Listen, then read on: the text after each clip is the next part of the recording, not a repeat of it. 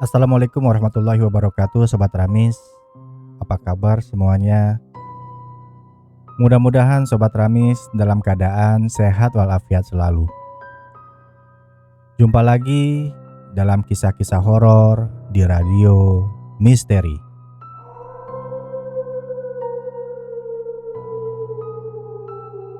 Pada episode kali ini, saya akan menceritakan sebuah kisah misteri yang dialami oleh seorang tukang ojek online yang mengantarkan pesanan makanan ke sebuah alamat tertera dalam aplikasi. Tapi Sobat Ramis, sebelum saya membacakan kisah selengkapnya, jangan lupa untuk selalu mensupport channel ini dengan subscribe, like, dan share. Saya juga ucapkan terima kasih bagi Sobat Ramis semua yang sudah subscribe channel Radio Misteri.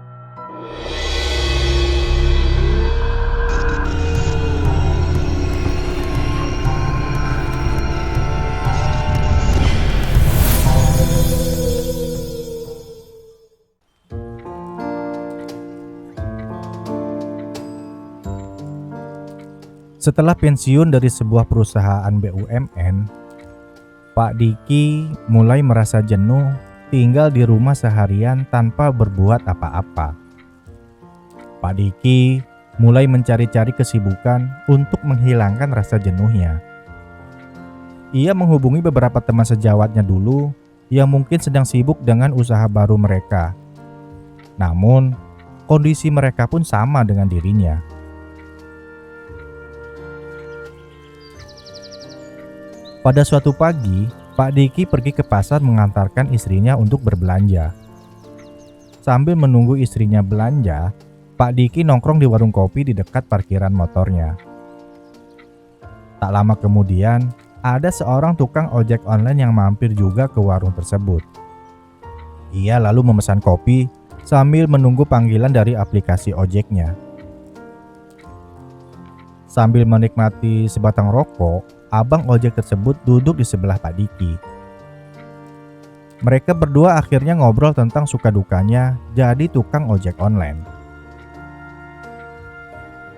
Kalau pekerjaan ojek online sebagai pekerjaan utama untuk menghidupi keluarga memang berat, Pak, kalau sekarang ini. Cerita abang ojek pada Pak Diki. Tapi kalau untuk sekedar mengisi waktu luang, memang sangat cocok, Pak. Lanjut cerita abang ojek tersebut. Lama mereka ngobrol di warung kopi itu, sampai akhirnya HP abang ojek tersebut berbunyi, menandakan ada konsumen yang membutuhkan jasanya.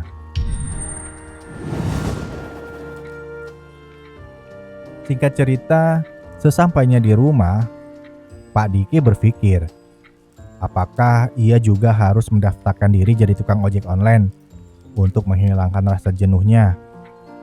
Apakah ada pekerjaan lain yang lebih gampang dan santai? Lama Pak Diki menimbang-nimbang keputusannya. Akhirnya, ia pun menceritakan permasalahan ini kepada istrinya. Nah, istri Pak Diki lebih cenderung memilih ojek online untuk mengisi waktu luang Pak Diki. Kalau ojek online kan kita bisa atur waktu kerjanya, Pak. Saran dari istri Pak Diki. Pak Diki akhirnya menuruti saran istrinya itu. Ia mulai bertanya-tanya pada orang yang mengerti tentang aplikasi ojek online dan syarat-syarat yang harus dipenuhi untuk menjadi pengendara ojek online. Singkat cerita, tak butuh waktu lama, Pak Diki kini memiliki profesi baru sebagai tukang ojek online. Ia yang masih gagah tersebut terlihat sangat bersemangat. Sehabis sholat subuh, Pak Diki langsung menyalakan aplikasinya karena pagi hari banyak warga yang membutuhkan jasa ojek online untuk berangkat ke tempat kerja atau ke sekolah. Pak Diki hanya menjalankan aplikasi ojeknya pada jam-jam sibuk saja. Di jam-jam sepi, ia lebih memilih istirahat di rumah.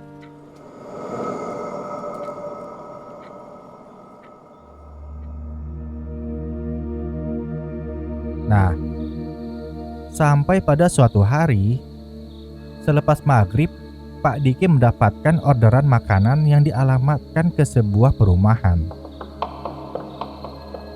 Pak Diki yang baru saja selesai sholat maghrib di sebuah masjid tidak menyia-nyiakan kesempatan ini.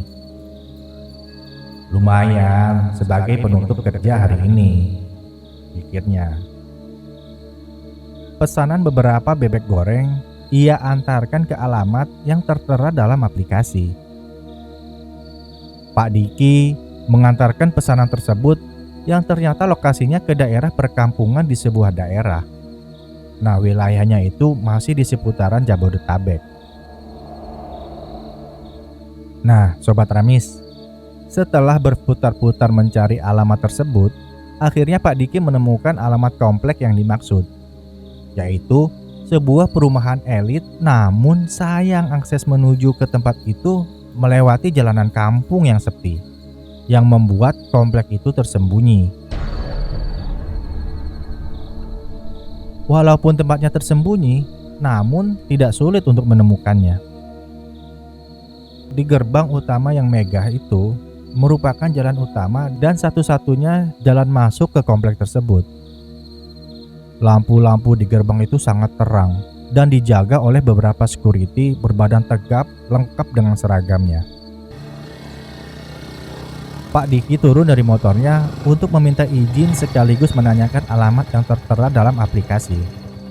Tapi menurut Pak Diki, security-nya tidak ramah. Salah seorang security hanya menunjuk ke arah jalan yang dimaksud, tanpa bicara dan senyum. Pak Diki langsung bergegas ke motornya lagi, dan langsung masuk ke dalam perumahan itu. Nah, dalam perumahan itu, Pak Diki terbengong-bengong melihat rumah-rumah mewah dengan lampu yang terang. Ia heran, kok ada komplek perumahan mewah di tengah kampung? Kebetulan Pak Diki baru kali ini masuk ke daerah tersebut. Komplek tersebut sangat sepi. Tidak ada satu orang pun di jalanan komplek. Pak Diki berjalan pelan sambil memperhatikan nomor rumah seperti yang tertera dalam aplikasi.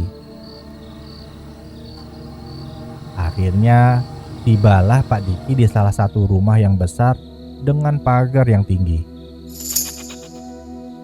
Pak Diki segera berhenti di depan rumah yang itu, dan ia pun memastikan lagi nama jalan dan nomor rumahnya. Nah, setelah yakin, lalu Pak Diki turun sambil meneriakkan, "Ojek, ojek." Namun tidak ada tanda-tanda orang keluar, padahal lampu di dalam rumah itu menyala. Karena lama tidak ada jawaban, Pak Diki coba menghubungi si pemesan melalui HP-nya. Tertera dalam HP Pak Diki calling, yang menandakan HP si pemesan tidak aktif. Pak Diki mengulangi lagi panggilannya dan masih tetap calling. Pak Diki mulai sedikit kesal karena si pemesan tidak merespon. Pak Diki lalu berteriak lagi, "Ojek, ojek." Tiba-tiba dari rumah sebelah keluar seorang wanita tua yang mungkin merasa terganggu dengan teriakan Pak Diki. "Siapa yang pesan makanan, Pak?" tanya wanita tua itu. "Ini atas nama Ibu Susan, Bu," jawab Pak Diki. "Oh, Susan. Gantung aja di pintu pagar, Pak. Biasanya jam segini belum pulang orangnya," kata wanita tua dengan sinis tanpa senyum. Matanya tajam saat bertatapan dengan Pak Diki. Masih menurut cerita Pak Diki, wanita tua itu memiliki tubuh yang sangat tinggi. mungkin hampir 2 meteran. Cukup tinggi untuk ukuran wanita normal. Mungkin dulunya mantan atlet voli kali, pikir Pak Diki. Akhirnya Pak Diki mengikuti saran si ibu untuk menggantungkan makanan di pagarnya rumah Bu Susan. Dan setelah itu Pak Diki langsung pergi.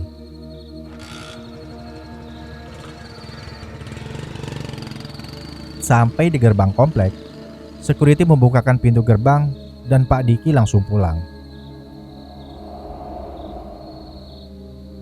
Nah, sampai di sini tidak ada yang aneh bagi Pak Diki.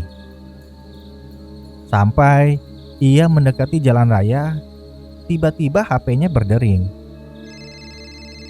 Dan Pak Diki pun meminggirkan motornya, lalu mengangkat panggilan telepon tersebut, yang ternyata dari Ibu Susan, si pemesan makanan tadi. "Pak, pesanan saya sudah diantar ke rumah kah?" tanya Bu Susan. "Sudah Bu, tadi pesanannya saya gantung di pintu pagar ya Bu," jawab Pak Diki. "Apa saya perlu balik lagi Bu?"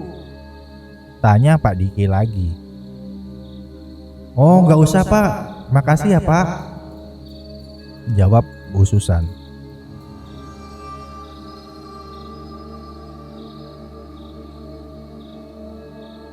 Pak Diki merasa tidak enak. Akhirnya ia pun memutuskan balik lagi untuk memastikan pesanan Ibu Susan sudah ia terima. Soalnya dari nada bicaranya, Bu Susan belum menerima pesanan tersebut. Pak Diki balik lagi ke komplek tempat Bu Susan tinggal. Mumpung belum jauh, pikir Pak Diki. Pak Diki menyusuri jalanan kampung yang ia lewati tadi. Lokasinya relatif mudah karena tidak ada persimpangan jalan menuju ke komplek tersebut. Setelah berjalan sekian lama, Pak Diki menemukan kali. Wah, jangan-jangan kompleknya kelewat, pikir Pak Diki. Soalnya tadi Pak Diki tidak melihat kali kecil ini. Pak Diki lalu balik lagi. Dan tanpa ia sadari, ia berada di tempat waktu tadi berhenti saat menerima telepon dari Bu Susan. Lah, ini sudah mau sampai jalan raya, pikir Pak Diki sambil kebingungan. Pak Diki pun akhirnya balik lagi. Ini yang ketiga kalinya Pak Diki melintasi jalanan tersebut. Ia memelankan kendaraannya untuk memastikan komplek Ibu Susan tidak terlewat. Akhirnya, Pak Diki sampai lagi di kali kecil yang tadi. Pak Diki malah semakin bingung. Kenapa ia tidak melihat gerbang komplek tersebut? Di tengah perjalanan, Pak Diki berhenti sejenak yang diperkirakan titik pintu gerbang sambil mengingat-ingat. Pak Diki lalu mencoba menghubungi Bu Susan lagi. Tapi ternyata teleponnya sudah tidak aktif. Dan akhirnya Pak Diki pun melanjutkan mencari komplek yang dimaksud. Sambil celengak-celinguk, Pak Diki terus mencari. Nah, mendekati ujung jalan, Pak Diki berjumpa dengan seorang bapak-bapak yang sedang jalan kaki melewati jalanan itu. Buru-buru Pak Diki menanyakan alamat yang tertera dalam aplikasi.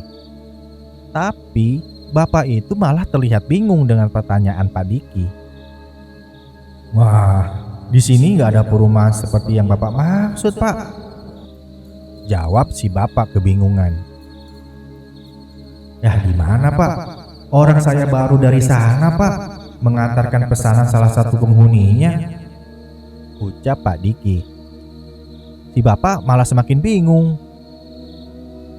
Iya Pak, tapi di sini tidak ada perumahan, apalagi perumahan mewah, jawab si bapak itu lagi. Pak Diki masih tidak percaya. Ah, jangan-jangan si bapak itu bukan orang sini, atau mungkin si bapak mau ngerjain dia. Nah, Pak Diki pun lalu balik lagi untuk bertanya pada warga yang tinggal di sekitaran kali. Saat itu baru pukul 9 malam. Tapi rumah-rumah warga di sana sudah pada tutup dan sepi. Pak Diki lalu nekat mendatangi salah satu rumah dan memanggil sang pemiliknya. "Assalamualaikum. Assalamualaikum." "Waalaikumsalam." "Iya Pak, ada apa ya Pak?" jawab penghuni rumah. "Maaf Pak, saya mau tanya alamat perumahan ini Pak," tanya Pak Diki sambil memperlihatkan handphonenya. Nama jalannya sih udah bener Pak, tapi di sini nggak ada perumahan," jawab si bapak yakin. "Maaf Pak, apakah Bapak asli orang sini Pak?" tanya Pak Diki penasaran. "Saya tinggal di sini dari kecil Pak," jawab si bapak. Nah, mendengar jawaban si bapak yang punya rumah itu, barulah Pak Diki yakin kalau di sekitar sini tidak ada perumahan mewah seperti yang ia datangi tadi. Pak Diki terheran-heran. Tubuhnya tiba-tiba merinding mengingat saat ia masuk ke komplek itu dan disambut security yang menurut Pak Diki adalah nyata. Sebagai bentuk rasa tanggung jawab, Pak Diki masih penasaran. Ia lalu menghubungi Ibu Susan lagi. Belum sempat Pak Diki bertanya, tiba-tiba Bu Susan berkata, "Iya Pak Ojek, terima kasih ya, pesanannya sudah saya terima Pak," jawab Bu Susan. "Tapi Bu," belum sempat Pak Diki bertanya, tiba-tiba telepon itu terputus dan Bu Susan tidak bisa lagi dihubungi. Tanpa pikir panjang, Pak Diki langsung tancap gas meninggalkan daerah tersebut.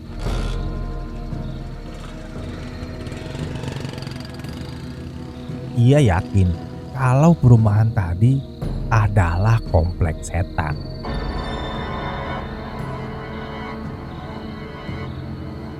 Tapi satu hal yang membuat Pak Diki heran adalah security dan ibu-ibu tadi. Pak Diki sempat berdialog dengan mereka dan nomor telepon Ibu Susan pemesan makanan itu pun masih ada di handphonenya.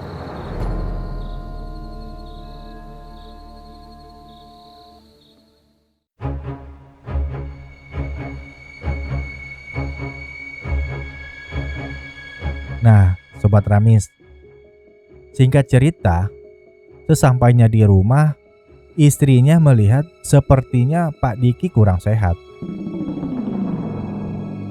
Muka Pak Diki pucat dan badannya agak panas. Pak Diki yang masih ketakutan tersebut tidak menceritakan apa yang baru saja ia alami. Nah, dalam kondisi badan yang masih kotor sehabis ngojek, Pak Diki langsung tidur di kamarnya. Tubuhnya demam dan nafasnya agak sedikit sesak. Melihat kondisi Pak Diki yang kurang sehat, istrinya lalu memberikan Pak Diki obat paracetamol untuk menurunkan demamnya. Dan kemudian Pak Diki langsung tidur lagi. Nah, dalam tidurnya, Pak Diki bermimpi sedang berada di sebuah pesta yang mewah di sebuah tempat yang luas dan megah. Lampu-lampu dan dekorasi yang sangat mempesona serta makanan dan buah-buahan yang sangat banyak. Para tamu menggunakan baju-baju yang sangat indah. Dalam mimpi itu, Pak Diki sangat menikmati pesta tersebut. Ia berkeliling mencicipi makanan yang tersedia. Dan di dalam mimpi itu, Pak Diki bertanya dalam hati, "Ini pesta apa ya?" Walaupun tamunya banyak sekali, tapi tidak ada satupun yang ia kenal. Pak Diki terus berkeliling sambil mencicipi setiap makanan yang tersedia. Rasanya sangat lezat membuat Pak Diki ingin mencoba semua makanan yang ada. Di ujung meja, terlihat orang berkerumun sedang antri sesuatu. Pak Diki pun penasaran, ingin tahu apa yang sedang terjadi di sana. Saat Pak Diki menuju ke kerumunan itu, sebagian tamu terlihat pulang. Pak Diki sangat kaget saat melihat tamu keluar dari kerumunan itu yang berjalan berlawanan arah dengannya. Ia melihat Ibu Susan dikawal oleh para security komplek berjalan pelan meninggalkan kerumunan. Saat berpapasan dengan Pak Diki, Bu Susan cuma tersenyum sambil terus berjalan. Pak Diki terbengong-bengong melihat kecantikan Ibu Susan. Ia tidak berkedip sampai Bu Susan hilang dari pandangannya. Di saat bersamaan, Pak Diki hendak buang air kecil. Setengah berlari, Pak Diki pergi menuju kamar kecil. Letak kamar kecil tersebut berada di sebelah kiri gedung. Singkat cerita, setelah selesai dari kamar kecil, alangkah kagetnya ia saat melihat ruangan yang megah dan mewah yang penuh makanan dan tamu-tamu yang rupawan tiba-tiba berubah jadi kebun yang dipenuhi tanaman semak belukar. Saking kagetnya, Pak Diki sampai terbangun. Mukanya pucat dan sangat ketakutan. Nafasnya tersengal-sengal seperti habis berlari. Mungkin mimpi Pak Diki adalah jawaban dari peristiwa mengerikan yang baru saja ia alami.